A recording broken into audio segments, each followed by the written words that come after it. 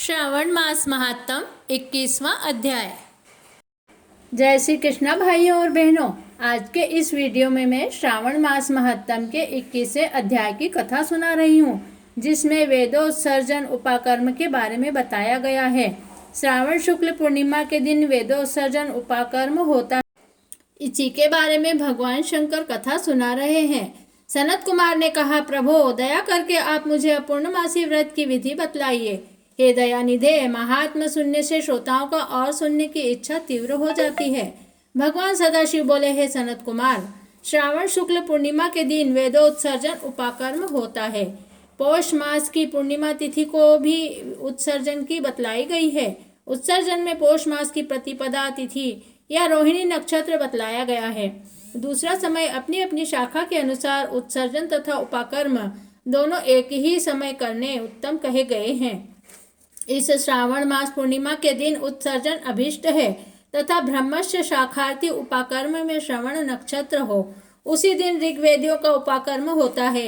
यजुर्वेदियों का उपाकर्म पूर्णिमा में तथा सामवेदियों का हस्त नक्षत्र में होता है।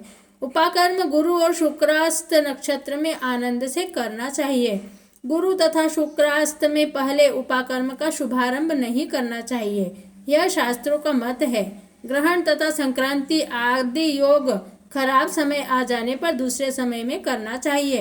हस्त नक्षत्र युक्त पंचमी या भाद्रपद पूर्णिमा के दिन अपने अपने ग्रह सूत्र के अनुसार उत्सर्जन उपाकर्म करना चाहिए।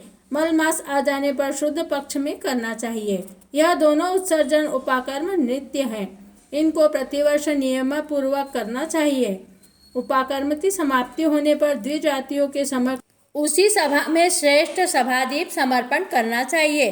उसे आचार्य या अन्य ब्राह्मणों को दे देना चाहिए। पहले सोने, चांदी या तांबे के पात्र में 1 सेर गेहूं रखें। उसके ऊपर गेहूं के आटे का दिया बनाकर घी या तेल में भिगोकर 3 बत्तियां रख उसे जलाना चाहिए। फिर पान दक्षिणा सहित ब्राह्मण को दे देना चाहिए। ब्राह्मण का पूजन करके यह मंत्र पढ़ें, यह श्रेष्ठ सभादीप दक्षिणा तथा पान सहित देव देवार्थ के लिए दे रहा हूँ। इस सभादीप के देने से मेरे सभी मनोरथ पूरे हो जाए तथा पुत्र पौत्र आदि समुज्वल हों एवं यश की वृद्धि हो। इस तरह प्रार्थना करने से जन्मांतर में देवांगनाओं तुल्य रूप मिल जाता है। इस प्रकार 5 वर्ष पश्चात उद्यापन करके यथाशक्ति ब्राह्मण को दक्षिणा देनी चाहिए। हे सनत कुमार, मैंने तुमसे यह सभादीप का उत्तम महात्म्य कहा है। इसी रात को श्रावणी कर्म और उसी के समीप सर्व बलि करना चाहिए। दोनों कार्य अपने अपने ग्रह सूत्रों को देखकर करने चाहिए। इसी तिथि में भगवान हयग्रीव का अवतार हुआ है, अतः हयग्रीव जयंती महोत्सव करना चाहिए। हयग्रीव उपासक के लिए यह उत्तम है। श्रावण मास पूर्णिमा के दिन श्रवण नक्षत्र में भगवान हयग्रीव ने सिंधु तथा बीतस्ता नदी के तट पर जन्म लिया था। उसी समय संपूर्ण पाप तापों को हरने वाला सामवेद गाया गया था। अतः उस संगम में स्नान करने से सब कामों में सिद्धि की प्राप्ति होती है। वहीं पर शांग धनुष तथा चक्र गदाधारी भगवान विष्णु की पूजा भी करनी चाहिए। सामवेद को सुनना और उसकी पूजा करनी चाहिए। सगे संबंधियों के साथ क्रीड़ा तथा भोजन करना चाहिए। नारियों को पति के प्राप्तार्थ जल क्रीड़ा करनी चाहिए। अपने अपने देश तथा घर में भी महोत्सव करना चाहिए। हयग्रीव का अर्चन तथा मंत्र जप को सुनना चाहिए। शुरू में प्रणव योजना करना चाहिए। उसके बाद भगवते तथा धर्मार्य कहकर चतुर्थ्यंतर आत्मविशोधन शब्द की योजना करनी चाहिए। फिर अंत में नमः शब्द कहना चाहिए। यह 18 अक्षरों का मंत्र सब सिद्धियों को प्रदान करने वाला तथा वश्य मोहन आदि 6 प्रयोगों का एक ही साधक मंत्र है। इसका पुष्चरण अक्षर संख्या के अनुसार 18 लाख या 18,000 है। इस कलयुग में चौगुना करना चाहिए। योग करने से भगवान हयग्रीव प्रसन्न होते हैं और सभी मनोकामनाएं पूर्ण कर देते हैं। इसी पूर्णिमा के दिन रक्षाबंधन होता है। यह सब रोगों तथा सब अशुभों का नाश करने वाला है। हे वत्स, इसके संबंध में मैं तुमको प्राचीन इतिहास बतलाता हूँ। पहले इंद्राणी ने जय सिद्धार्थ इंद्र के लिए इसे किया था। हे महामुने, पहले 12 वर्ष देव तथा असुर युद्ध हुआ।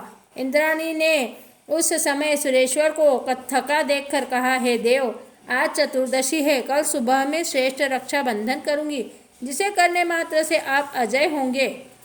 इस तरह कहकर इंद्राणी ने पूर्णिमा के दिन मंगल आदि कर हर्ष देने वाली रक्षा इंद्र के दाएं हाथ में बांध दी थी।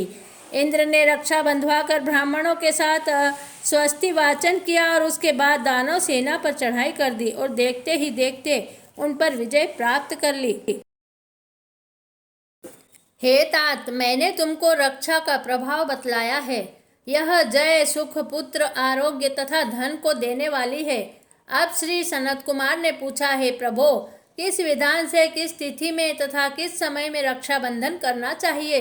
भगवान, आप तो विचित्र कथा सुनाते जा रहे हैं, लेकिन मेरी इन नाना अर्थों से युक्त कथाओं को सुनकर तृप्ति नहीं होती है। भगवान सदाशिव बोले, हे सनत कुमार, श्रावण मास की पूर्णिमा के दिन मनुष्य को प्रातः काल श्रुति स्मृति विधान द्वारा स्नान करना चाहिए। संध्या जप आदि करके पितर देवता और ऋषि तर्पण करना चाहिए। सोने के पात्र की सुरक्षा बनाकर उसको सोने के सूत्र से बांधकर मोती आदि द्वारा विभूषित स्वच्छ रेशम से बने विचित्र ग्रंथि युक्त पत्र गुच्छों से शोभित सरसों चावलों को अंदर गर्भ में रखकर उसे आकर्षक बनाना चाहिए। वहाँ पहले कलश रखकर उसके ऊपर पूर्ण पात्र में रक्षा रखनी चाहिए। अपने सुंदर आसन पर सगे संबंधियों सहित बैठकर नाच गाना आदि कौतुक मंगल करना चाहिए।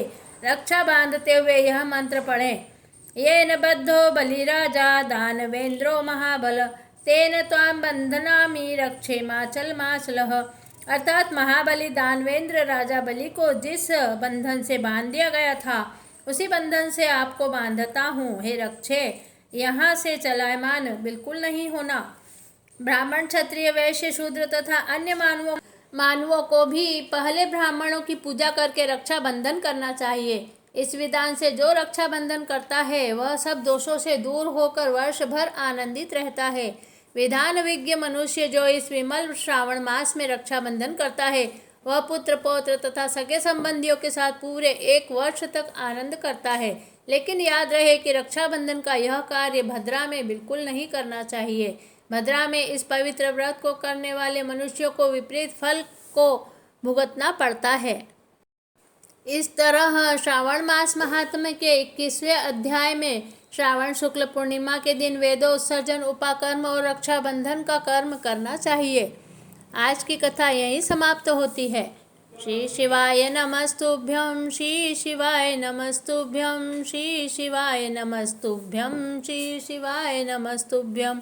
ओम तत्पुरुषाय विद्महे महादेवाय धीमहि तन्नो रुद्रः प्रचोदयात्। अगर आपने मेरी चैनल को अभी तक सब्सक्राइब नहीं किया है तो जल्दी से सब्सक्राइब कर लीजिए। धन्यवाद। जय श्री कृष्णा।